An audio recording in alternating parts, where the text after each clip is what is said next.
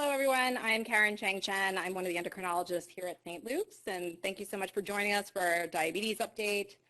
I just have to mention some disclosures that I have. I'm on the Speakers Bureau for Lilly, Novo Nordisk, and for Abbott. This is just an infographic from the CDC talking about the diagnosis of diabetes. So we have 3 ways we can diagnose diabetes. We can look at your hemoglobin A1C, we can look at your fasting blood glucose, and we can look at a glucose tolerance test that we don't do that much in the United States except for in pregnant women. So for normal people, you would have an A1C below 5.7%, or a fasting glucose less than 99, or a 2-hour blood glucose of 140 after getting a 75-gram oral glucose load. And then to be considered diabetic, you'd have to have an A1C of greater than 6.5%, or a fasting glucose greater than 126, or a blood glucose of greater than 200 2 hours after getting that oral glucose load. I'm bringing this up just in case, any of you are looking at your labs and curious about what you see. And I do want to point out the pre-diabetes. So you can see between 5.7 to 6.4, you're considered pre-diabetic, your fasting glucose 100 to 126. And I like to bring this up because I see patients sometimes who are sort of like, I don't have anything to worry about. I just have pre-diabetes. I'm fine as long as I'm not diabetic. And I just want to point out that that is really not, there's no like line that you cross where you go from being pre-diabetic to diabetic. So I just wanted to point out, what we always worry about with diabetes is the complications. We're going to talk about that, both small vessel disease, microvascular disease, and large vessel disease, macrovascular disease. And so I just want to point out with this slide, when you talk about this is the risk of cardiovascular disease during the progression of type 2 diabetes, you have people with normal blood sugar here, people with type 2 diabetes here, and your pre-diabetic patients here. So you can see that the people with pre-diabetes still have risk for complications. And that holds true both for macrovascular disease, things like cardiovascular disease, heart attacks and stroke, as well as microvascular disease. So I just want anyone out there who might be listening who's pre-diabetic, or any of your loved ones are pre-diabetic, that is something that they also have to be thinking about, because it's all sort of a spectrum. So this is some more things I've got from the CDC website. So just to talk about diabetes in the United States, 34.2 million Americans have diabetes. So that's about 1 in 10 Americans. And then of those diabetic patients, 1 in 5 don't know they have diabetes. I'm sorry, I'm very happy with this thing. And it's like, yes, sorry, I like to point at things. So 2 out of 5 of every 5 Americans are expected to develop type 2 diabetes in their lifetime. So it's really, I think, I'm sure everyone is aware of this, like a staggering amount of people who have diabetes. So just to talk about principles of treatment, of course, it's risk reduction, both in terms of microvascular disease and macrovascular disease. We're going to talk about blood glucose monitoring and routine screening. I just want to give a shout out to the vaccines that we need. Of course, I'm going to highlight flu shot, COVID vaccine, your pneumococcal vaccine, and then other vaccines like Hep B, tetanus and diphtheria, herpes zoster. Everything is per CDC guideline. So not applicable to everyone, but just something for everyone to be thinking about. So just to talk about blood glucose goals. And so patients want to what should I'm checking my sugars. Are they good? Are they bad? I don't know. Going from the ADA guidelines, pre-meal blood glucose goal is 80 to 130, and then 2 hours post-meal should be less than 180. So 2 hours after you eat your dinner, your blood glucose goal should be less than 180. A question I get 10 times a day, how often should I test? It depends, but it's at least usually once a day. And my own personal thing that I talk to my patients about is that you should check. I think most of my patients and most people I see with diabetes are quite good about checking their fasting blood sugars. They check their sugars in the morning.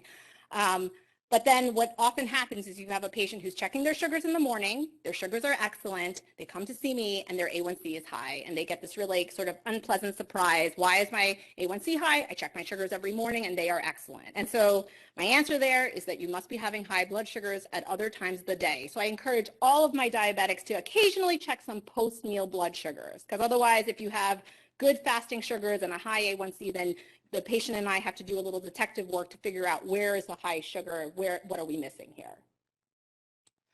So just to talk a little bit more about hemoglobin A1C, so the way it works is that you have hemoglobin A, and then glucose in the body sticks to hemoglobin A, and then this glucose remains stuck to the hemoglobin for, it says here, up to 120 days. We usually talk about 90 days or 3 months.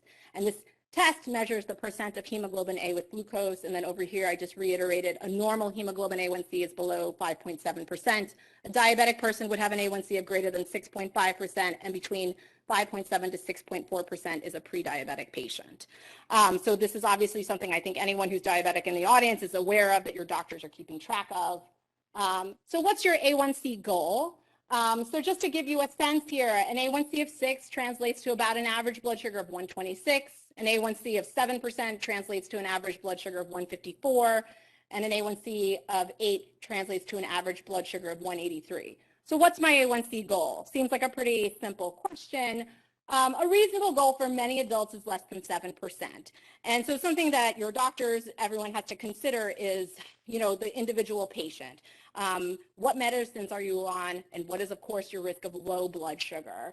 So, if we tend to go for a lower goal if we can in lower risk patients who are on drugs that don't have tons of side effects and don't put a high risk for hypoglycemia. We will have less stringent goals in our maybe sicker or older patients who might do more poorly if they have a low blood glucose reaction. So I would say a reasonable goal for most adults is less than 7%, less than 6.5% for our lower risk patients who have a low risk of hypoglycemia, less than 8% for higher risk patients. One thing I want to point out is, so we know that with every 1% increase in your A1C, the risk of heart disease, stroke, and cardiovascular death is increased by 10 to 30%. I just want to briefly mention pitfalls to A1C. There are some conditions that can render your A1C to be inaccurate. So we know that it's basically glucose that is attaching to hemoglobin A. So if you have acute or chronic blood loss or anemia, we see this as well in end-stage renal disease in our dialysis patients. If you just had a transfusion, your hemoglobin A1C is not going to be very useful to me. Certain medications and supplements that could cause your A1C to be inaccurate. So other things that we can sort of rely on, there is something called fructosamine. When glucose gets bound to proteins, it's a glycated protein we can follow. And this newish concept called time and range. So rather than thinking about what is your A1C, because A1C is an average. So if you have a patient whose blood sugars are running 40 and then 300, it averages out somewhere in the middle. So time and range is the new concept, which we'll talk about a little bit with the continuous glucose monitors, like how much time is your patient spending in a proper range, not too high, not too low. So just to talk about diabetic complications, and this is a conversation I have with every new diabetic patient I see. So what we're screening for is what we call microvascular disease, small vessel disease, and macrovascular disease, which is large vessel disease. So diabetic retinopathy, every patient needs at least a yearly eye exam. So I have here a normal retina, and here's a diabetic retina that has like dot blot hemorrhages, and they have these friable blood vessels. Every patient needs a yearly foot exam because diabetes can cause neuropathy and damage to the nerves in your feet. And that's when you start to see things like calluses and ulcerations, and then, at the end, amputations.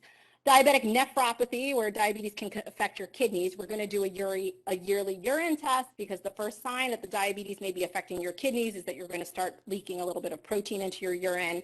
And I just want to emphasize that blood sugar and blood pressure control decreases your risk of microvascular disease. So, and then macrovascular disease, which is big blood vessels. I think these are all, everyone knows about heart attack, stroke, peripheral vascular disease. I put this big, scary infographic here, which is actually a little bit old. It's like from 10 years ago. The reason that I am constantly talking to my patients about this is that we know, first of all, that diabetics are 2 to 3 times increased risk of heart disease compared to non-diabetic patients. They also do worse. So they have a 60% chance of dying from heart disease. They have a 2 to 4 times higher risk of what we call morbidity and mortality, so adverse outcomes. And this is old, I think this is from 2011, but 30% of coronary stents that were implanted were in diabetic patients, and 280,000 heart attacks annually. So this is a big part of what I am doing day to day, and I think patients are like, you're not my cardiologist, but I'm like, I am, working with them. We're all part of the team together. So this is kind of simplified, but to how to minimize your coronary disease risk, we talk about the ABCs. So A is for the A1C, of course, keeping your blood sugar under good control. B is for blood pressure. Keeping your blood pressure under good control is very important for minimizing your risk. And C is for cholesterol, which we'll talk about a little bit more later. And S is for stopping smoking. So this is another thing that I am always harping on my patients about. Just to talk about statins, this is a lipid-lowering therapy. The ADA, the American Diabetes Association, recommends checking lipids at the time of diabetes diagnosis and at least every 5 years in your patients who are under the age of 40, and you're going to check it more often if indicated, basically in patients above the age of 40. I check my patients' lipid panels once a year at least. And the recommendation is the American Diabetes Association recommends that all patients with diabetes between the ages of 40 to 75 be on a statin therapy. And I think a lot of patients talk to me about, is my cholesterol panel really so bad? What we think about is not so much what your absolute cholesterol is, we think about what is your risk factor. Your risk factor as a diabetic is inherently extremely high, so the recommendation is for patients to be on statin therapy. And so this, I don't know if you probably can't see down here, is they would just say anyone above the age of 40 should be on what we call moderate statin therapy, and anyone with cardiovascular disease should be on what we call high intensity statin therapy. And just a word about smoking. I think obviously everyone's about smoking and cancer and your lung disease, but you should know that smokers have a 30 to 40% higher risk of diabetes compared to non-smokers, and that smoking does increase your blood glucose levels. It also increases your risk of heart disease, respiratory issues, and damage to the eyes. And, I sometimes talk to patients who tell me, like, I've been smoking for 30 years, I've done whatever damage is there, and what's the point in quitting? There is always a point in quitting. There is always a point. This is an infographic that shows kind of the different types of changes that'll happen. 20 minutes after you quit smoking, your heart rate and your blood pressure decrease. I just want to point out this one, at 1 year, the risk of heart disease and heart attack is reduced. It's reduced by approximately 50%. And I really drive this home to my patients. I use lots of drugs to treat your diabetes. I use statins. I use blood pressure drugs. Nothing I have is this good. And this is free. So this is something that doesn't have side effects. You quit smoking. 1 year after you quit smoking, you have cut your risk of heart attack or stroke in half. And at 15 years, the risk of coronary disease is equivalent to that of a non-smoker. So even if you've quit for you've been smoking for 30, 40 years, there's a point to quitting now. So this is for treatment for diabetes. So I'm obviously not going to go through this entire, this is from ACE, the American Academy of Clinical Endocrinologists. So what they have up here is different categories of diabetic drugs, metformin, insulin, and kind of everything in between. And I think I just wanted to show this to you so you can think about kind of what your doctors are thinking about when they're selecting medications for you. So up here we have risk of hypoglycemia. Are these drugs going to make your blood sugars low? So we've got insulin here. What does it do to your weight? Some drugs here are green and make you lose weight. Other are yellow and orange, make you gain weight. What are the effects on your kidneys? How do they affect your GI symptoms if you're someone who has underlying trouble with nausea and vomiting? How will it affect you if you have a history of heart failure, heart disease? What are the effects on bones?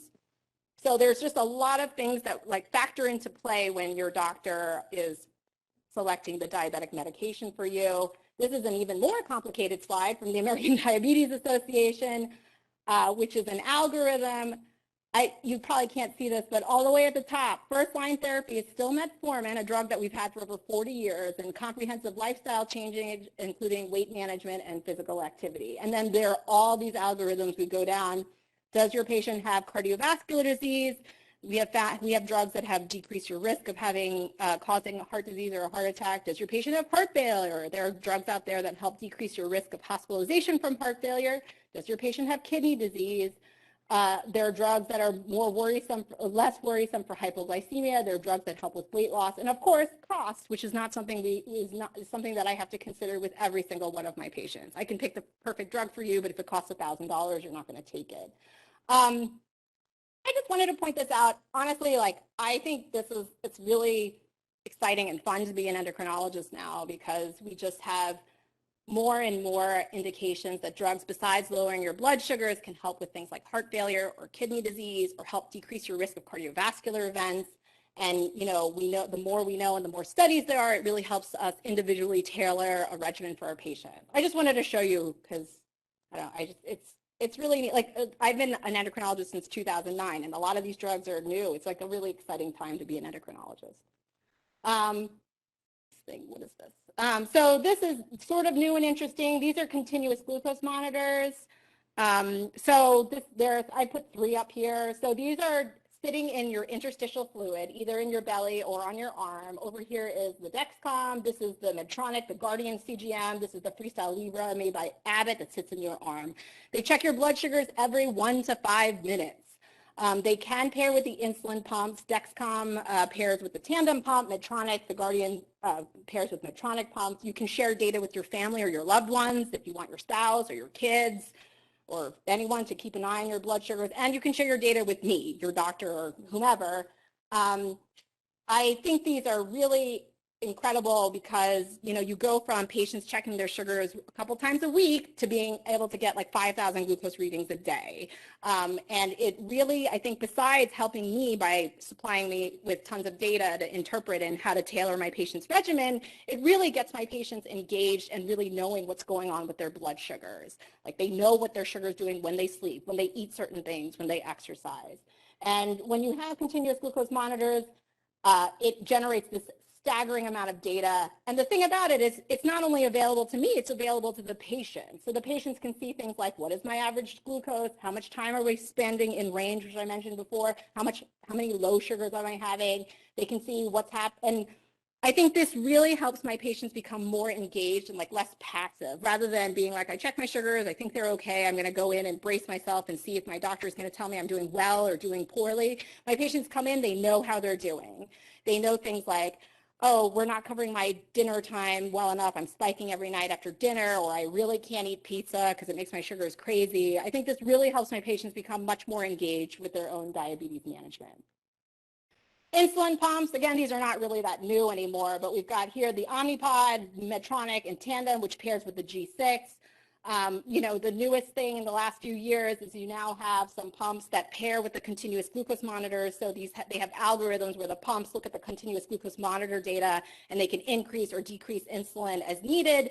So we can really finely tune the patient's insulin and avoid hypoglycemia. It's like, again, it's a great time to be an endocrinologist for any of you out there who are thinking about becoming doctors. And then smart pens, this is a new thing which I think is really great because I think for any of you who are aware of insulin pens and what they look like, these are pens that pair with a Bluetooth to your phone. So if you have family members or who are worried about their memory and did I take my dinner time shot? I can't remember. This will tell you, so you can look and like, oh, I did take a shot, you know, half an hour ago. Just a lot of really cool, interesting technology out there.